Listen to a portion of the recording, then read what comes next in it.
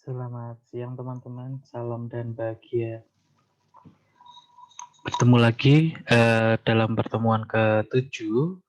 Sebelumnya pertemuan ke-6 saya juga membuatkan video untuk ke pertemuan 7 ini juga saya bentuk dalam konsep video. Jadi pada pertemuan 6 dan 7 saya membahas mengenai konsep ekivalensi untuk uniform series formula. Jadi ada dua seri pertama adalah pertemuan ke-6. Seri kedua adalah pertemuan ke-7. Jadi untuk pertemuan ke-7 ini, kita akan menindaklanjuti formula atau rumus yang sebelumnya sudah kita ketahui.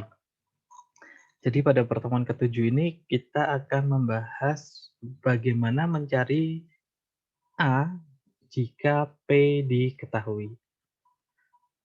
Kita gambarkan dulu diagram cash flow-nya seperti ini. Kemudian kita akan mencari nilai P. Nilai P selalu ada di titik 0 atau titik paling awal. Di titik P inilah yang akan kita cari, sedangkan A itu sudah diketahui dan I serta N-nya juga sudah diketahui. Bagaimana rumusnya? Rumusnya adalah seperti teman-teman lihat di sini. Ini adalah rumus ketika kita akan mencari nilai P. Nilai A-nya sudah diketahui, tetapi sekarang kita balik, kita akan mencari nilai A jika P-nya sudah diketahui. Maka rumusnya akan menjadi seperti ini.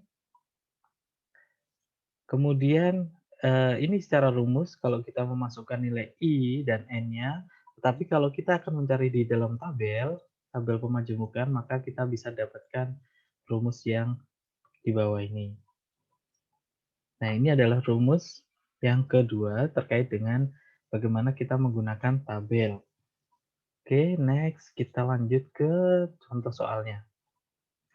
Sebuah industri yang sedang didirikan membutuhkan sebuah mesin CNC yang harganya saat ini adalah 200 juta rupiah.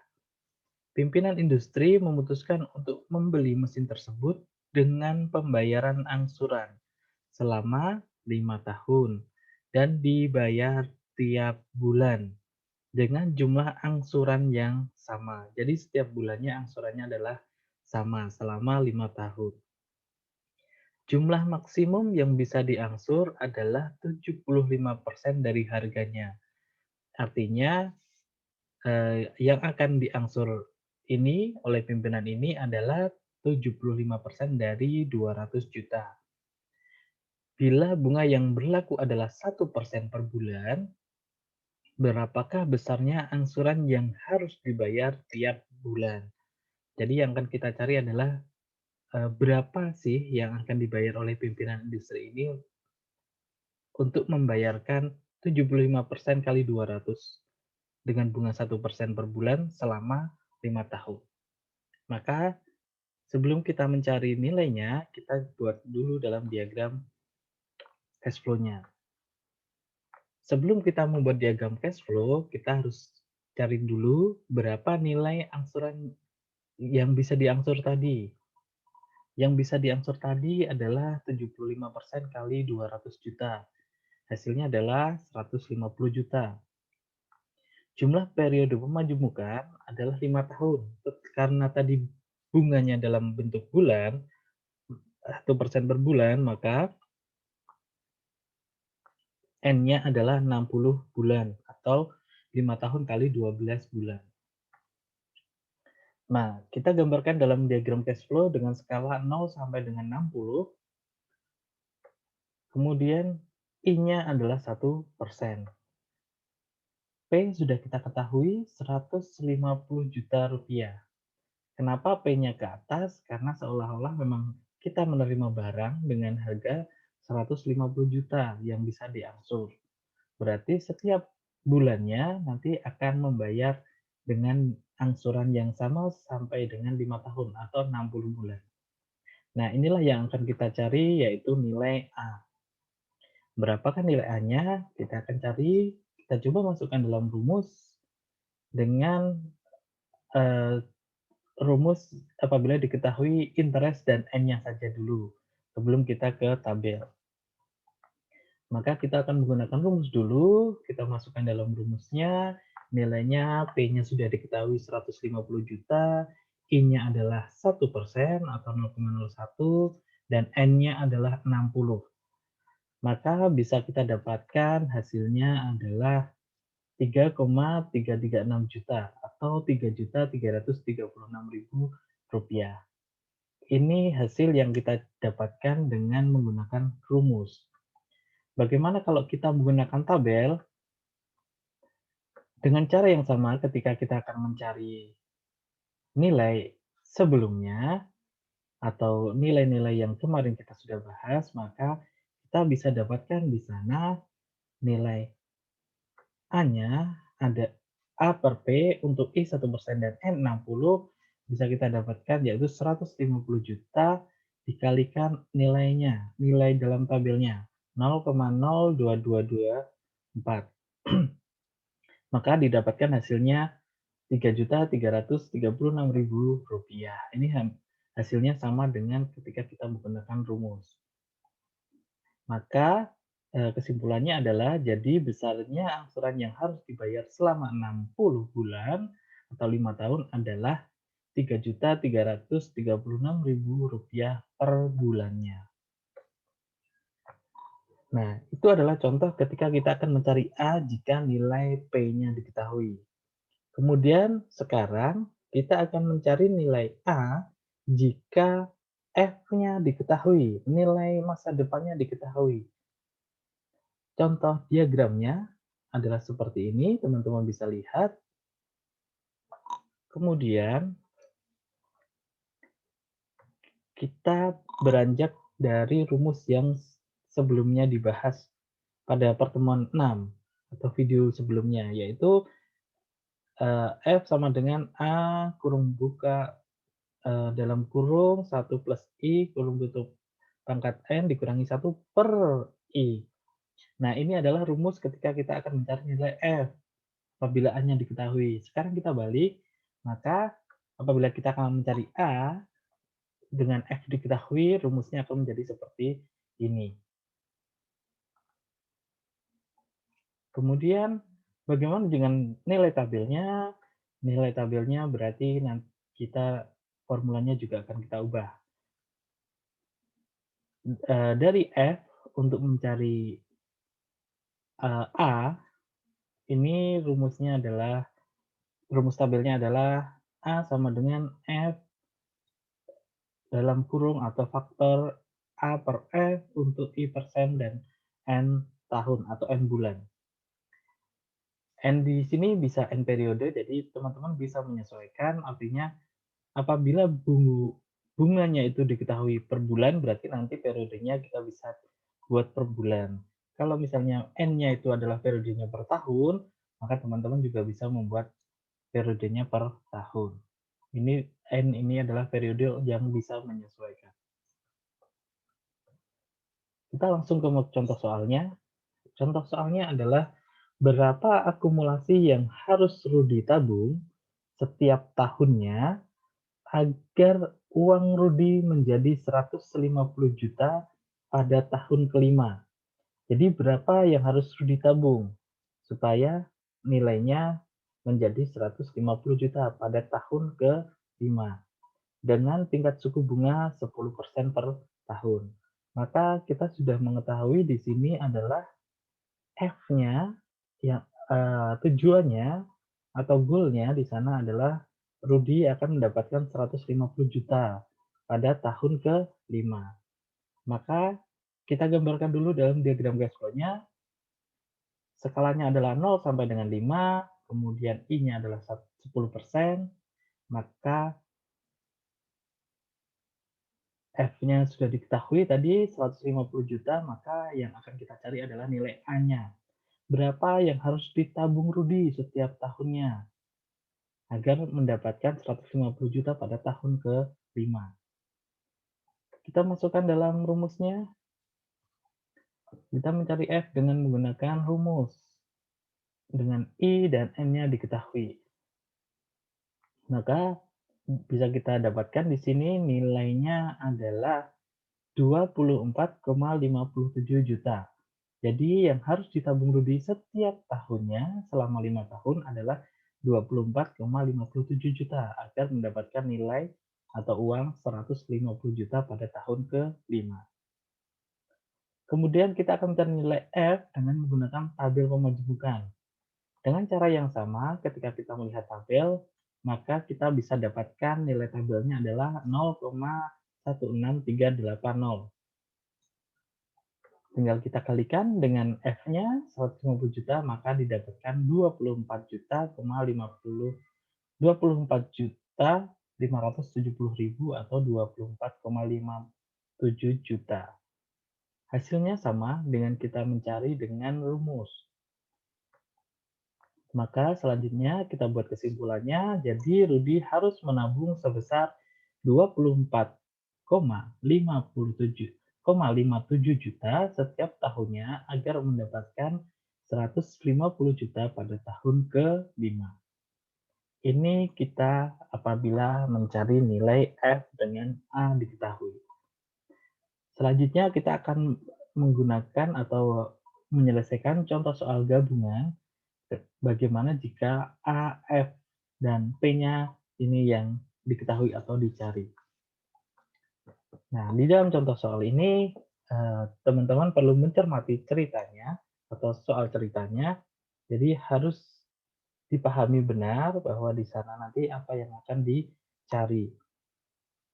Contoh soalnya adalah seorang guru berusia 30 tahun merencanakan tabungan hari tua sampai berusia 55 tahun.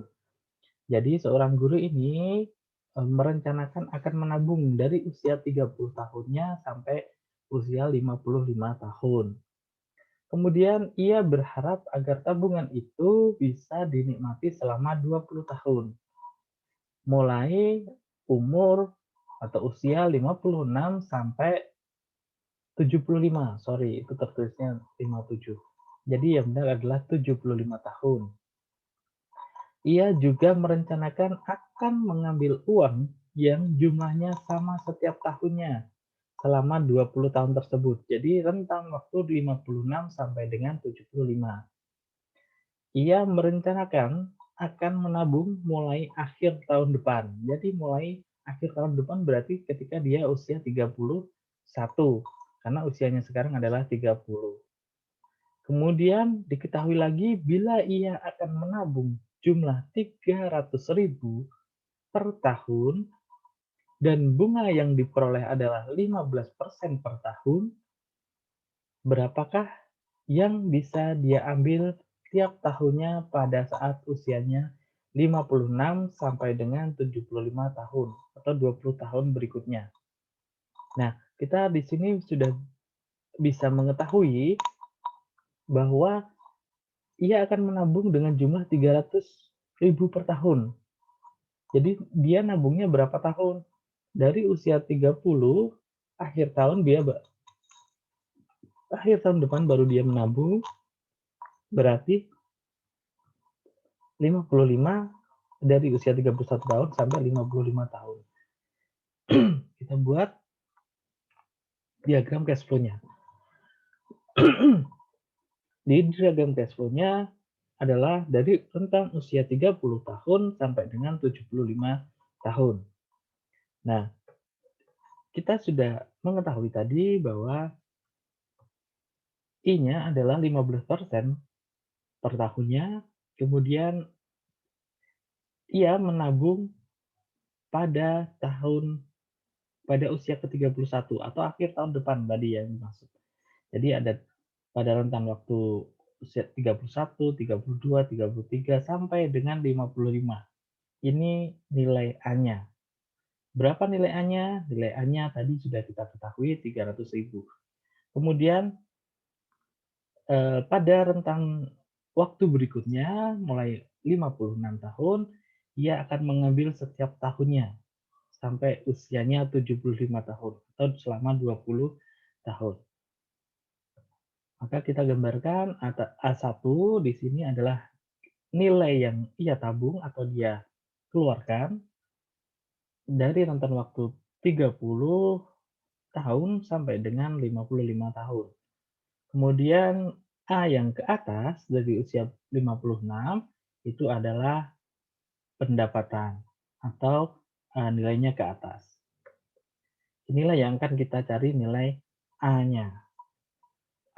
Kemudian perlu kita ketahui bagaimana kita akan mencari nilai A yang ke atas, sedangkan yang diketahui adalah nilai A yang ke bawah. Maka kita akan mencari nilai F-nya dulu. Pada usia 55 tahun, kita harus mencari nilai F karena usianya sekarang baru 30 tahun. Berarti usia masa depan pada titik 55 tahun, nilai F-nya berapa? Ini perlu kita cari. Nah, nilai F inilah yang nantinya akan digunakan untuk menghitung A2. Jadi, nilai F ini yang akan kita gunakan untuk menghitung A2. Pertanyaannya, di sana itu kalau misalnya F, kenapa F-nya ada di depan? Gitu kan. Pertanyaannya, kenapa F-nya ada di usia 55? Maka untuk menghitung A2 ini, F ini akan bertindak sebagai P. Nah, F ini akan bertindak sebagai P ketika menghitung A2. Bagaimana cara menghitungnya? Mari kita coba. Nah, kita akan mencari dulu nilai F. Nilai F dari mana? Nilai F pada usia 55 tahun.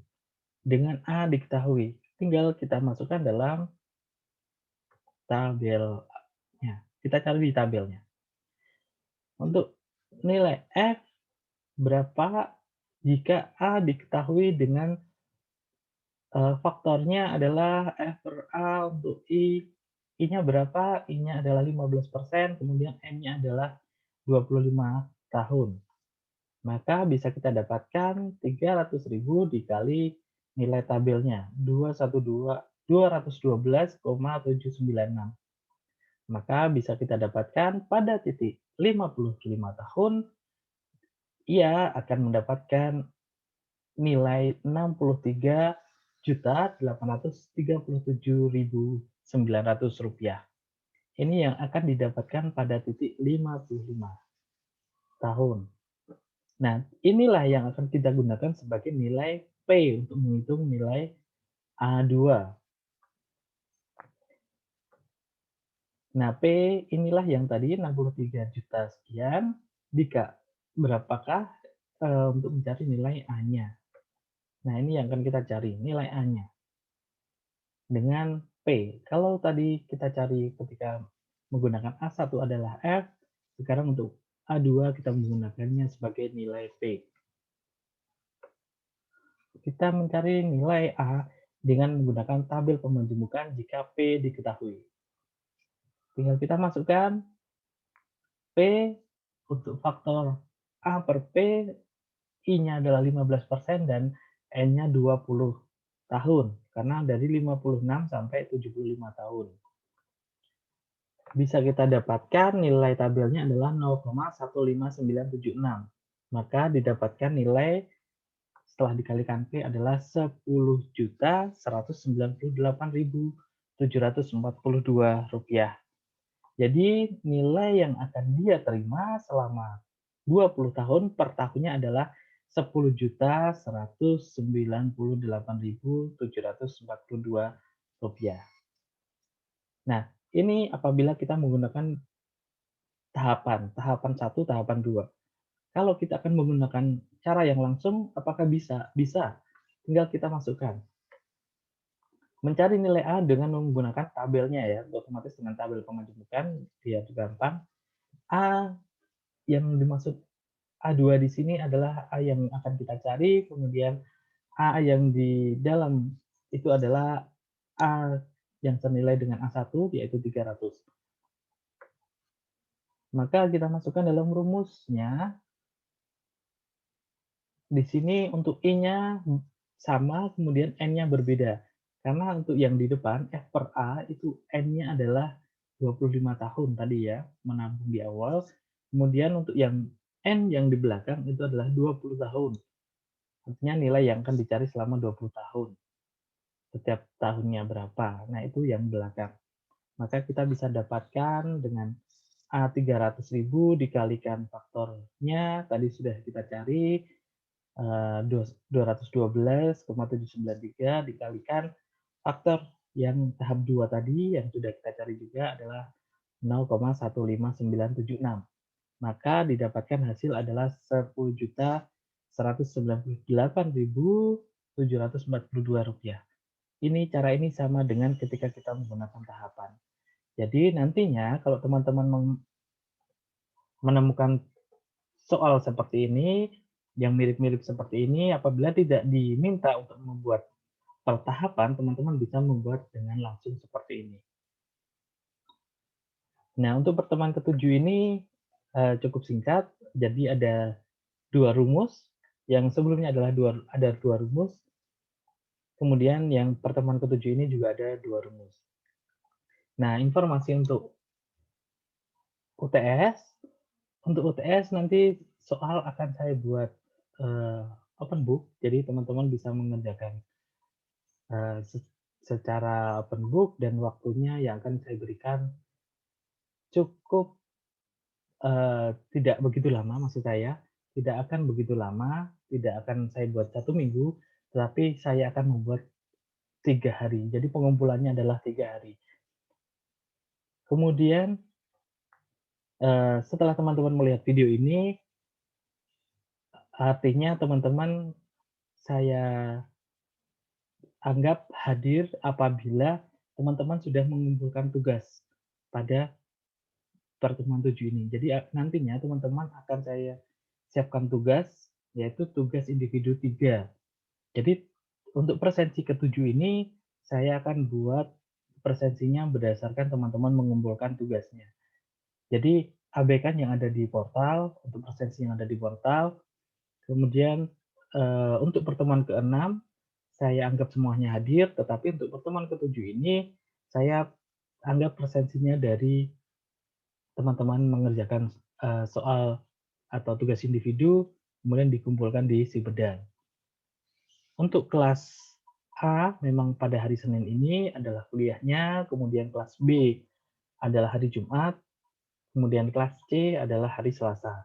Tetapi pada pertemuan ini dan tugasnya saya berikan pada awal atau hari Senin ini, kemudian nanti silakan dikumpulkan pada hari Sabtu besok. Jadi ada waktu yang bisa teman-teman pergunakan untuk mengerjakan tugasnya. Tugasnya tidak banyak, cuma 2 soal.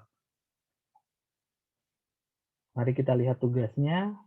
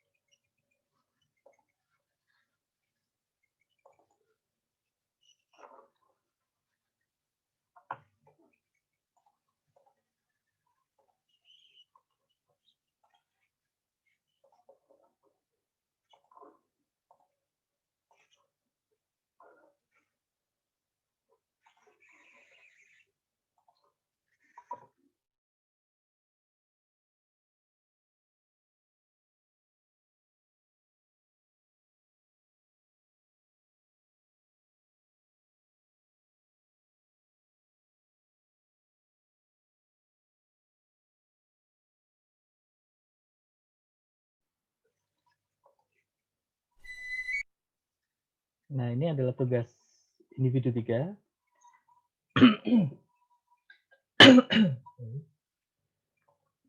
Ada 2 soal nantinya. Soal pertama adalah Pak Hendra berencana akan membeli sebuah rumah tipe 80/100 di perumahan daerah Kalasan, Jawa Tengah. Informasi dari agen properti, apabila dibayar tunai, Pak Hendra akan menerima potongan 10% dari harga yang ditawarkan. Adapun harga yang ditawarkan adalah 250 Z juta. Z-nya berapa nanti saya sampaikan ketentuannya. Namun, Pak Hendra ini merasa kesulitan apabila harus membayar secara tunai. Maka, Pak Hendra berkonsultasi ke bank untuk mengambil KPR atau kredit perumahan rakyat selama tahun. Bila pihak bank memberikan pelayanan sebesar 1% per bulan, artinya bunganya adalah 1%, bunga pelayanannya 1% per bulan.